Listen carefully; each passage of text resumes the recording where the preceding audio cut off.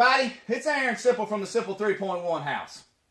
Are you ready to ride along with us? Blah, blah, blah. Are you ready to ride along with us? Racing tips from SIP. Why is that so hard? Okay, everybody, how you doing today? Are you ready for some racing tips from SIP? Because we're ready to show you some pretty cool stuff that you may already know, but then there's be a couple of you out there that may not know it. So come along. Let's get this done.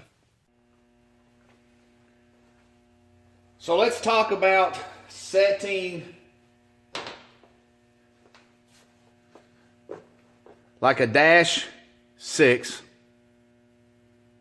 poppet. High speed.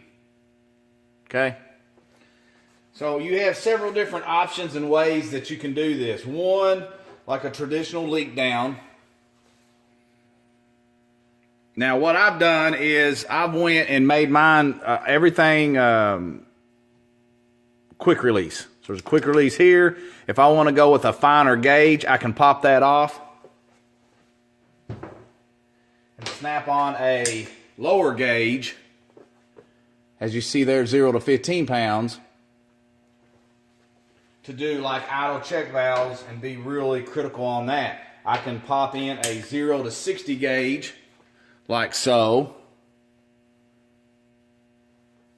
and that allows me to go up. You know, accuracy is greater when you get into the lower gauges. If I have to do something by 100, I can pop on a 100-pound gauge. And then if I have to do something higher than that, I can get a 300-pound gauge. Or I've got big monster gauges for the people who are hard to see. Now I don't have a quick disconnect end on this that I could pop in there, and you can see how big that is. So what we can do is by allowing it to be quick disconnect, you can pop that in. So I'm going to do a 60-pound gauge because I know this idle check valve is somewhere around 40 pounds. So as you can see, this is quick, easy way to do it. Now there's several different ways that people do this. All of them work and all of them are semi-accurate to what you're doing. Now if you watch what I do here, now this gauge is going to, that bubble is right smack dab in the way. So this gauge is going to crack somewhere around the 40.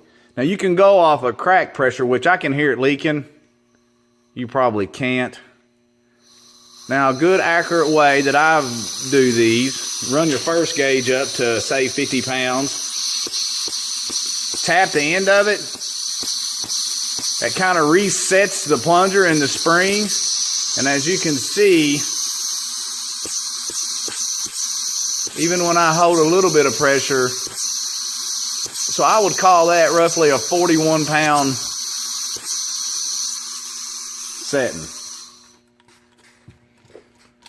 And the crack pressure was pretty, you know, when I very first heard air seeping out, was pretty close to that. Now by doing the quick disconnect, you can pop that out and you can pop in a longer hose to get up to like, this is a -6 longer hose that can get into like your flying toilets or a harder area that you want to get. Now I've got -8s.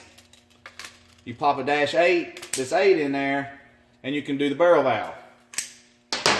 Here's just a longer -8.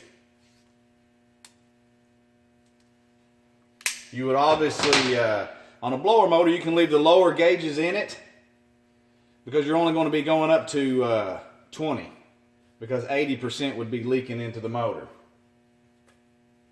Now, you can do little regulators like so.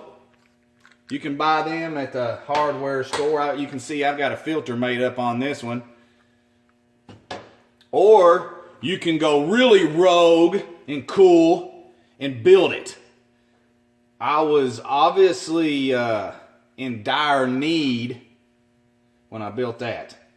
And it does good. Now these right here, they're all got a regulated jet in them that a lot of people don't know. So let's try this one. This one doesn't have the regulated jet in it. I was just wanting to be able to test pressure, so let's watch how this one works. Now, of course, with this valve, air is going to come out really quickly. So that's reading right on 41. Now I can go ahead and crank it on up.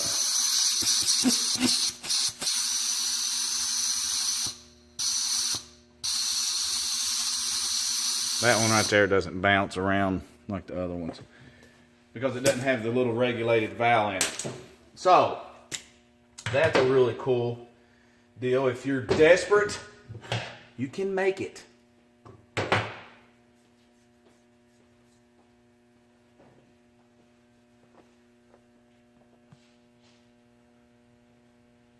Okay, so now let's review. If I want to do the barrel valve, I got a 300-pound gauge here. A lot of gauges come just already rigged up with this 100-pound. So on the blower stuff, I would want to an 8 or a 10, snap that in like that, and then you can do your flow. If you want to do a high speed or port check valves, also a number 8, you would use that. And then again, if you wanted to get super accurate on a port check valve, you can come with, there's a 0 to 30 gauge. They make 0 to, I don't know if they make, well, I'm sure they make anything, but here's a 60 gauge I can pop in there. Do a high speed, and then if your high speed's over 60, you can pop a 100-pound gauge in there. This is just a way that you can do it and to just get, you know, super accurate with it. Obviously, 200-pound gauges will do it just well, and rig everything up on quick disconnects so that just makes it easy and quick in a job that's not dreadful. So there you have it. Some easy, simple ways to speed up your process in checking your idle check valves, your port check valves, flowing the barrel valve. I showed you kind of the way I quick disconnected my stuff, which you do not have to do, but it just allows us to do this stuff a lot quicker. So visit us at aaronsimple.com or come over to our locked group on the Facebook page, Racing Tips by Sip.